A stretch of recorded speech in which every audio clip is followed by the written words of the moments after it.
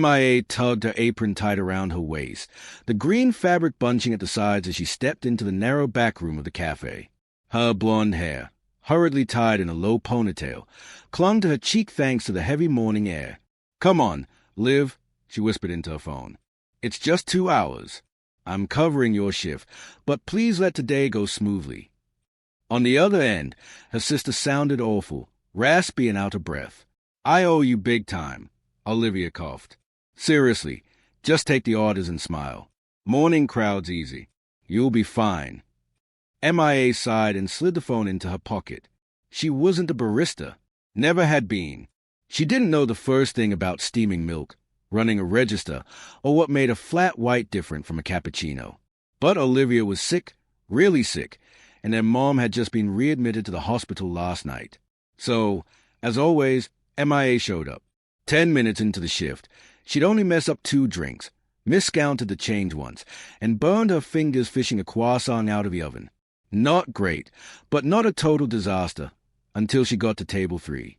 The order had been simple: black coffee, no sugar, no milk, no nonsense. The man sitting there hadn't looked up once since she brought it over. Late 30s, maybe early 40s. Dark hair, sharp jaw, sleeves rolled just enough to show a sleek black watch on his wrist. Headphones hung around his neck, unused. He was typing furiously on a silver laptop, eyes locked in. Mia tried to be careful. Really, she did. But as she leaned in to clear an empty plate, her elbow nudged the tray ever so slightly, and in one dreadful second, the cup tipped. The black coffee poured like ink across his keyboard. The screen blinked twice, then went dark. No, no, no, no. Mia gasped, grabbing napkins, hands trembling. "Oh, God, I'm so sorry. I'll pay for the damage. I swear. The man paused. Then, calmly, he closed a laptop, pulled a cloth from his coat pocket, and began wiping the keys. "It's just coffee," he said quietly, his voice low and even. "I've spilled worse." He didn't shout, didn't flinch, didn't even meet her eyes. Mia stood frozen, a fistful of soaked napkins in hand like a kid caught red-handed. "I really am sorry," she said again, softer this time. "Please, let me cover it." He shook his head once.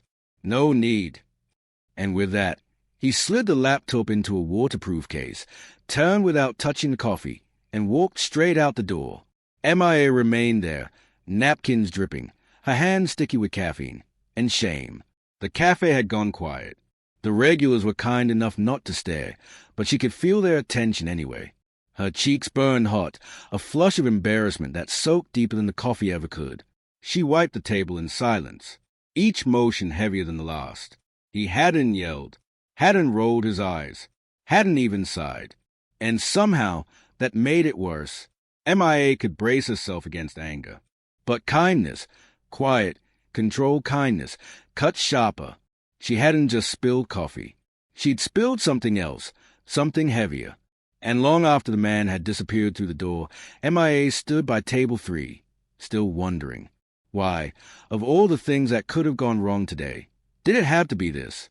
The next morning, Mia was back behind the counter, tired, anxious, and running on fumes. Her sister's fever had spiked overnight, and the doctors decided to keep her in for observation. So, again, Mia buttoned up the apron and braced herself. She tucked a small bakery box under the register. The rain streaked softly against the windows. The scent of brewed coffee curled through the air, warm and familiar. Before the clock even hit 8:30, he walked in. Same coat, same laptop bag, same unreadable face. He sat at table 3. No nod, no order. Just opened his laptop and began typing. Mia hesitated. Her heart kicked harder. Then she reached for the bakery box and walked over. She placed it gently beside his laptop. Inside was a lemon tart, her sister's favorite, bought from a corner bakery with the last crumpled bills in Mia's coat pocket. Under the lid, she tucked a handwritten note. "Sorry for the mess. Maybe sweet can fix bitter." He didn't look up, but he slid the box an inch closer. Mia walked away without another word. From that day on, he came in every morning. Same time, same seat, still no order. And every day, MIA left something small for him. A chocolate chip cookie. A slice of banana bread she baked after a long night at the hospital. Always with a note. Some sweet little truth pulled from her tired heart. Hope today is gentler. We all spill things sometimes. The best things in life leave stains. Juan never responded, not with words. But every time, right before he took the first bite, he paused, inhaled deeply, closed his eyes. Like the scent itself was something sacred. Like he needed to remember it. And for MIA, that moment, that 2-second pause of quiet reverence, was enough to keep baking. One afternoon, as she passed by with a tray of drinks, she slowed behind him just for a second. He didn't see her, but she saw him take one of her notes, the pink one that said, "You're more than your silence," and fold it carefully. In half, then in quarters, then again, and then he did something MIA hadn't expected. He opened his wallet and slid her little note inside. Mia's lips parted in surprise. Slowly, a smile tugged at the corners of her mouth, not from amusement, but from something quieter, something like relief, or maybe wonder. Someone had been listening. Someone cared. That evening, she stayed half an hour after closing just to make sure the cafe was spotless. She caught herself humming as she swept the floor near table 3. Her shoes didn't drag so heavily. Her sighs didn't come as often. And then, the next morning, it happened. MIA stepped out of the back room, apron freshly tied, eyes heavy from another long night, only to see table 3 just as she expected. Juan, seated, laptop open. But something was different. Tucked under the clear-tipped jar on the counter was a folded envelope. Inside was a $5 bill and a note. Today was kinda. Thank you. MIA stood still, her fingers trembling as she unfolded the paper. Her eyes warmed, her heart pressed against her ribs. It was the first time he had written back. The first time he acknowledged the treats, the notes, the effort. She gently folded the envelope again, just the way he had folded Hayes, and slipped it into her apron pocket. When she looked up, Juan was already watching her. He gave a single, subtle nod. MIA smiled. Small, but honest. And in that moment, something inside her softened, something that hadn't loosened in a long, long time. Their conversations didn't begin like a storm. They began the way most meaningful things do, quietly, almost accidentally. One morning, after placing a warm pumpkin muffin on his table, nutmeg dusted just right, MIA lingered. She waited as Juan read the note. A faint smile curved at the corners of his mouth. Clearing her throat, she said, "That one's got nutmeg. I overdid it last time. Hope this batch is gentler." Juan looked up. "I like the last one," he said simply. It was the first full sentence he'd ever spoken to her since the coffee incident. MIA blinked, then let out a soft laugh. "Well, if you like nutmeg, I've got great news about tomorrow's scones." He let out the quietest chuckle. "I'll be here." From that day on, their words came easier. Still sparse, still simple, but filled with meaning. They talked about small things, which teas smelled better than they tasted, how the sun never hit table 3 just right, the debate between crunchy and soft cookies, and in between those quiet, steady exchanges, the deeper truth started to slip through. One afternoon, MIA found herself speaking before she could stop. "My mom got diagnosed last spring," she said softly, watching the milk froth behind the counter. "I dropped out of my psych program 2 weeks later. Kept telling myself I'd go back, but—" Her voice trailed off. Juan didn't interrupt. He simply nodded, calm, steady, silent, like he understood the heaviness without needing to fix it. "I still read psych books sometimes," she added, her voice distant. "Not the textbook stuff. The human ones. The kind that remind you it's okay to be a little messy." "That's probably the best kind," Juan replied. MIA smiled, lips tugging slightly. "What about you? What do you do, besides haunt this table?" "I'm between things," he said, his voice low. She tilted her head, teasing gently. "Sounds mysterious." Juan shrugged. Sometimes mystery's just exhaustion in a nice coat. That made her laugh, but she could tell there was something behind it. Something unfinished. She didn't push. He never talked much. But he watched, and Mia, without trying, gave him a lot to see. She greeted customers with a kind of warmth that couldn't be faked. She crouched down to talk to kids at their level. She remembered the names of old men's dogs. When a man once snapped at her over the wrong order, she apologized so graciously he returned an hour later. Tip in hand, apology on his lips. Juan saw it all.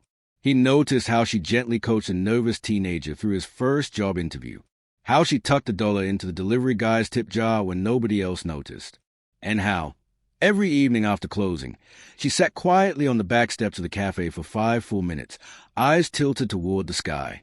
It wasn't loud, that kind of goodness. It didn't announce itself. It simply was. One Tuesday near the end of her shift, a little girl came in with her mom. While the woman placed her order, the child wandered with crayons and a scrap of paper. Mia spotted her and crouched down. "You like to draw?" she asked kindly. The girl nodded eagerly and got to work. 15 minutes later, she returned beaming. In her hands was a picture, crooked stars, wide eyes, wild yellow hair. "Hey," the girl chirped. "It's you." Mia laughed, surprised and genuinely touched. "That's beautiful. Thank you." The girl pointed proudly at the caption, scribbled at the bottom in uneven letters. "The nice blonde lady who smiles." Then she skipped back to her mom, giggling. Mia stood there, holding the picture like it was something sacred. From table 3, Juan had seen the whole thing. When Mia met his gaze, her cheeks pink with surprise, he was already looking at her. And this time, he smiled. Not a half smile, not a polite twitch of the lips. A real smile, full and warm, the kind that lingers in the eyes. Something shifted then. It wasn't dramatic. No sweeping music. No lightning bolts. But something old in Juan, something long silent and weathered, stirred. And in that quiet corner of the cafe, something new and soft began to bloom. That afternoon, the rain came hard, sheets of it slapping the windows like a drum. Inside Mia's chest, something beat in rhythm, a quiet, unsettled storm. She wiped her hands on a towel behind the counter, watching the puddles grow along the curb. Table 3 was empty. Juan hadn't come. She told herself he was just a customer. A quiet man with a quiet heart who liked muffins and folded notes into wallets. Nothing more. Nothing to wait for. But then, the bell above the door jingled. Juan stepped in, coat soaked, umbrella folded at his side, hair slightly tousled from the wind. He looked calm, despite the weather. And when their eyes met, Mia felt her chest loosen just a little. Before she could greet him, though, movement outside the window caught her attention. An elderly woman, hunched and struggling, was trying to lift a heavy grocery cart into a waiting cab by the curb. The cab driver never moved. Just sat there, hands on the wheel, eyes straight ahead. People hurried by under umbrellas, barely sparing a glance. Mia didn't hesitate. She let the towel drop and dashed outside, bare arms, soaked shoes, apron clinging to her back in the downpour. Kneeling beside the elderly woman, she began gathering scattered grocery bags, ignoring the cold water seeping up her sleeves. "Let me help," she said softly, lifting one bag after another, her fingers trembling as the rain intensified. The cart was heavier than it looked, and the taxi's trunk kept slamming shut, like it was protesting her kindness. Her hair clung to her cheeks. Her breath grew uneven. And then, a coat landed on her shoulders. Not hers. It was warm, dry, smelled faintly of cedar and something clean. She glanced up. Juan was standing beside her. Rain plastered his shirt to his chest. His sleeves were rolled up, his face unreadable, but present. He didn't speak, didn't take over, didn't crowd her. He just held the trunk open with one hand, quietly steady, offering the rare kind of support that asks for nothing and means everything. Together, they packed the last of the bags. The old woman gave them a watery smile, her eyes wide with gratitude, then climbed into the taxi and disappeared into the storm. Mia stood slowly, pulling his coat tighter around herself. She turned to face him, dripping wet, heart thudding awkwardly in her chest. "You didn't have to come out here," she said, brushing hair from her face. "You could have stayed dry." Juan looked at her for a long moment, rain dripping from his lashes. When he finally spoke, his voice was low and gentle. Some moments don't need words. MIA blinked, and then, in the hush between raindrops, he added, "Sometimes just being there means more than anything you could say." It stopped her cold.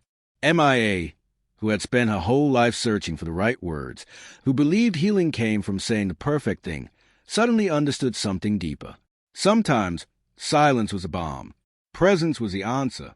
They stood there, soaked to the bone, not touching, but closer than they had ever been.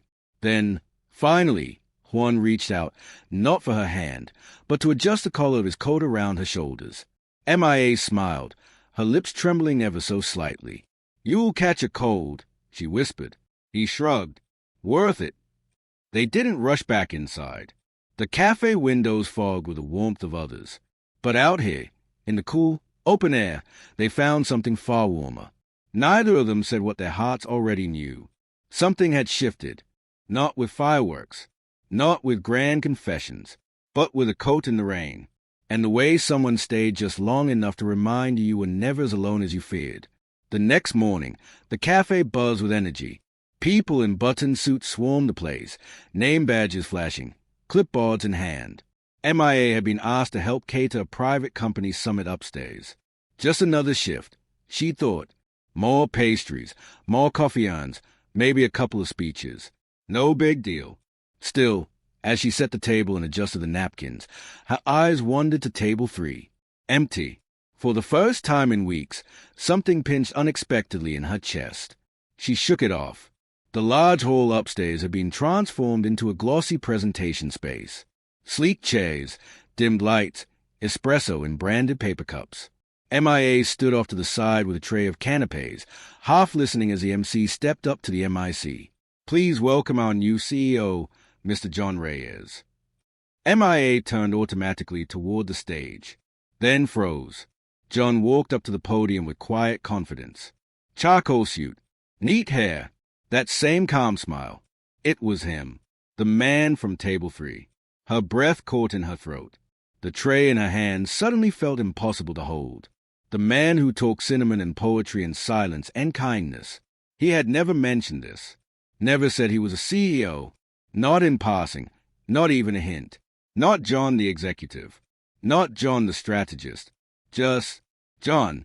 And now she stood there, stunned, betrayed, confused. Was she just a part of some long-term observation? A social experiment? Had she been another name on a checklist? Before she could think, she turned and slipped out the side door, down the stairs, into the back kitchen. She untied her apron with trembling fingers, gripped the counter, and forced slow, deep breaths. She hated crying at work. Later that afternoon, John came looking for her.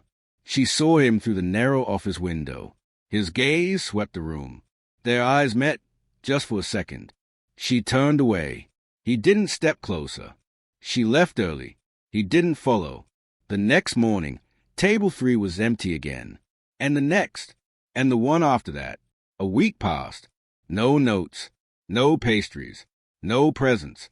Then, on a gray, rainy Thursday, MIA found a letter on the counter, tucked beneath a box of chamomile tea. Her name written in neat, familiar script.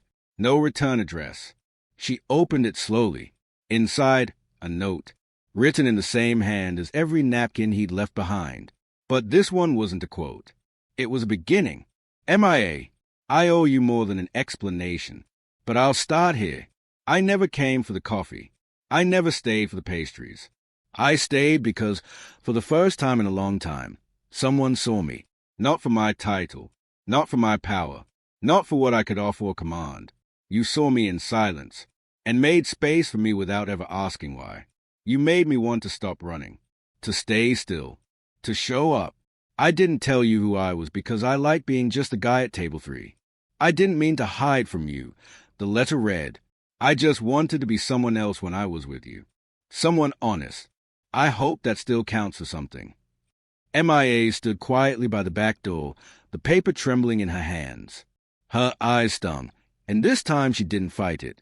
She folded the letter once, then again, pressing it to her chest like it held a heartbeat. Her thoughts swirled with hurt, confusion, and something she hadn't allowed herself to feel in days. Hope. Yes, he had lied. Not with words, but with what he didn't say.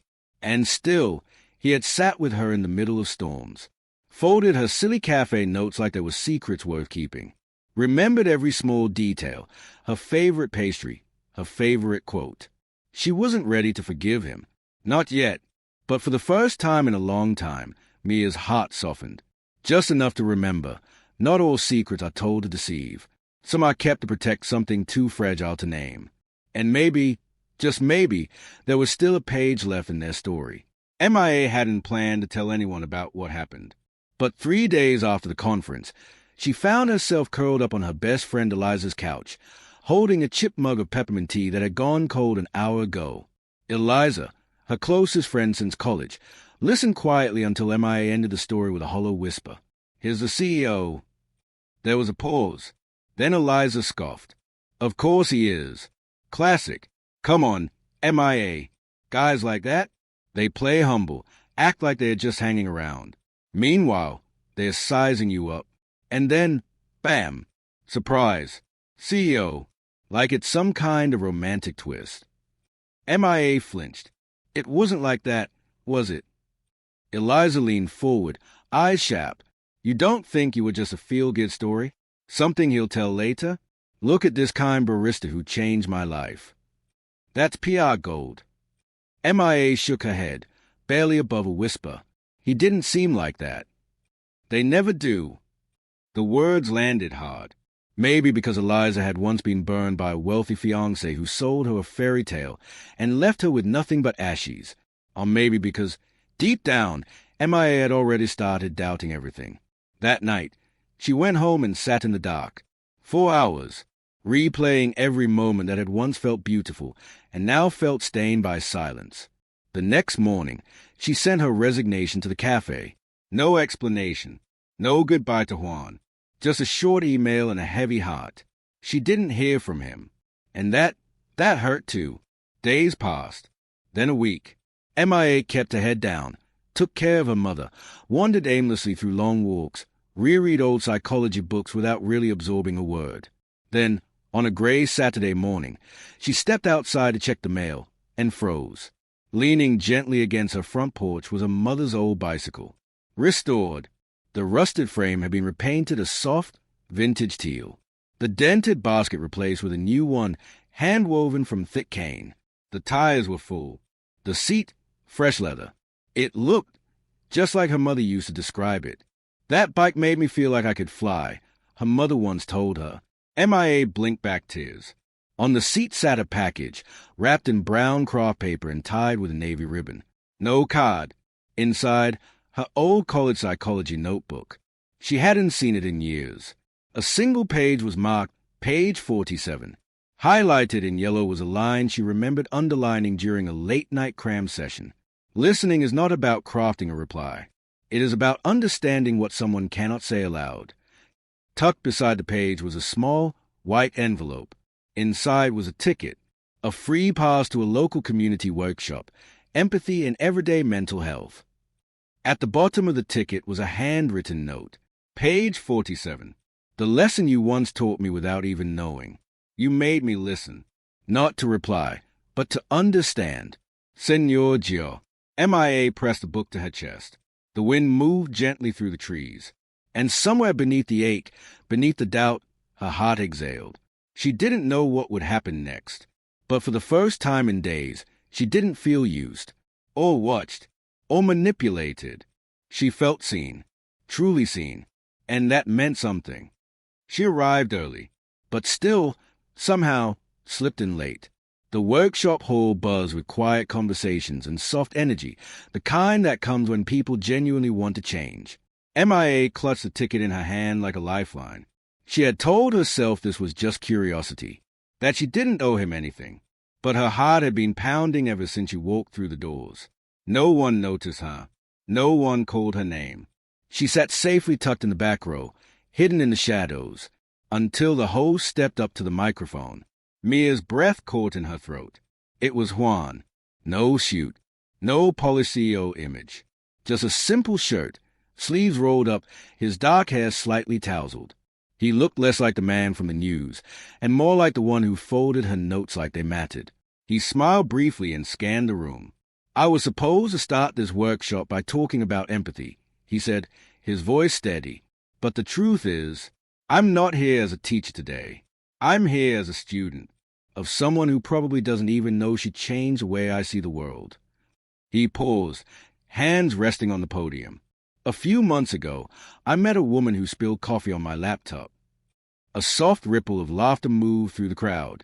"It sounds like a small moment," he continued, "but it was the first time in years someone looked me in the eyes and didn't see my job, or my past, or my mistakes." MIA sat frozen, her hands clenched in her lap. "She apologized with a pastry," he added, a small, fond smile flickering across his face. "And slowly, through little things, she taught me how to show up, how to be still, how to listen, not to fix, not to reply, but to understand." He glanced around the room again, slower this time. "She reminded me that empathy isn't grand. It's quiet, consistent, gentle." A long pause. He took a breath. "And she's here today." Mia's heart skipped. She's probably sitting in the back, because she never looks for the spotlight.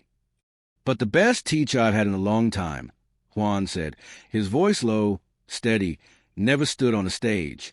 She was behind the counter, in the rain, folding notes and handing out muffins to a man who'd forgotten how to sit still.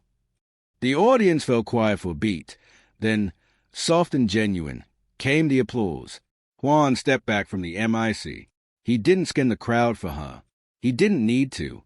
He just smiled, small, real, and walked off the stage. After the workshop, the room turned into a quiet buzz. People exchanged business cards, scribbled notes in journals, offered compliments and phone numbers. But MIA stayed in her seat, frozen in that moment. She wasn't ready to stand yet. Then, out of the corner of her eye, she saw him. Juan stood at the edge of her row, still calm, still composed. He didn't reach for her hand, didn't ask how she was. No rehearsed speech, just his quiet voice. "If you still remember me, if there's still space in your life for someone who's learning, would you meet me back at table 3? MIA looked up, eyes wide. Her lips parted slightly. Then, slowly, almost reluctantly, she smiled. It was a quiet Thursday morning when MIA walked into the cafe again. Nothing had changed.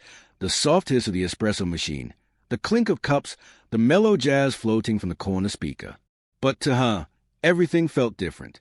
Her heart tapped gently against her ribs as her eyes drifted to table 3. He was already there. Juan sat exactly as he used to, elbows on the table, gaze tilted toward the window like he was waiting for something. Or someone. 2 cups of coffee steamed gently between them, side by side, and resting in the center was a small white pastry box tied with twine. As MIA approached, she spotted a handwritten note taped on top. "Sweet things still fix bitter days." Her lips curled into a soft smile. Juan stood, not dramatically, just enough to honor the moment. "I wasn't sure you'd come," he said. "I wasn't sure either," she replied, pulling out the chair across from him. They sat in silence for a long moment. Not awkward, just full of memory, full of meaning. Then Juan slid a folder across the table. "What's this?" she asked, raising an eyebrow. "A proposal," he said. Inside was an official job offer, printed neatly on letterhead. A newly created position, Director of Customer Well-Being and Empathy Integration. Her name was already typed at the top. She blinked. "You're hiring me?" "Because I gave you muffins." He smiled. "Because you reminded me that business is still about people, and people need more than caffeine." She smirked, teasing. "Is this a real role, or a guilt gift?"